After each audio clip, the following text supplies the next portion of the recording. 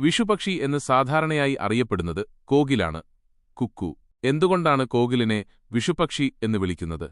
വിഷുക്കാലത്ത്, അതായത് March, April മാസങ്ങളിൽ കോകിലിന്റെ മനോഹരമായ കൂവൽ കേൾക്കാൻ തുടങ്ങും. ഈ സമയത്താണ് കേരളത്തിൽ വിഷു ആഘോഷിക്കുന്നത്. അതിനാൽ വിഷുവിന്റെ വരവിനെ അറിയിക്കുന്നതുപോലെ ഈ പക്ഷിയുടെ ശബ്ദം കേൾക്കുന്നതുകൊണ്ട് ഇതിനെ വിഷുപക്ഷി എന്ന് വിളിക്കുന്നു. കോകിലിന്റെ ശബ്ദം വസന്തകാലത്തിന്റെയും ഐശ്വര്യത്തിന്റെയും സൂചനയായി കണക്കാക്കുന്നു. കോകിലിന്റെ ജീവിതരീതി. കോകിലുകൾ സാധാരണയായി മറ്റു പക്ഷികളുടെ കൂട്ടിലാണ് മുട്ടയിടുന്നത്. ഇതിനെ ബ്രൂഡ് പാരാസിറ്റിസം എന്ന് പറയുന്നു. അവ സ്വന്തമായി കൂടുണ്ടാക്കുകയോ കുഞ്ഞുങ്ങളെ പരിപാലിക്കുകയോ ചെയ്യാറില്ല. പെൺകോകിൽ മറ്റു പക്ഷികളുടെ കൂട്ടിൽ പോയി അവരുടെ മുട്ടകളോടൊപ്പം സ്വന്തം മുട്ടയിടുന്നു. ചിലപ്പോൾ ആ കൂട്ടിലെ ഒരു മുട്ടയെ നശിപ്പിക്കുകയും ചെയ്യും. കോകിലിന്റെ കുഞ്ഞുങ്ങൾ വിരിഞ്ഞുവരുമ്പോൾ അവ മറ്റു പക്ഷികളുടെ കുഞ്ഞുങ്ങളെ കൂട്ടിൽ നിന്ന് തള്ളിയിടുകയോ അല്ലെങ്കിൽ അവർക്ക് കിട്ടേണ്ട ഭക്ഷണം മുഴുവൻ തട്ടിയെടുക്കുകയോ ചെയ്യും. കോകിലുകൾ പ്രധാനമായും പ്രാണികൾ, പുഴുക്കൾ, പഴങ്ങൾ എന്നിവയാണ് ഭക്ഷിക്കുന്നത്. അവ മരങ്ങളിലും കുറ്റിക്കാടുകളിലുമാണ് സാധാരണയായി കാണപ്പെടുന്നത്.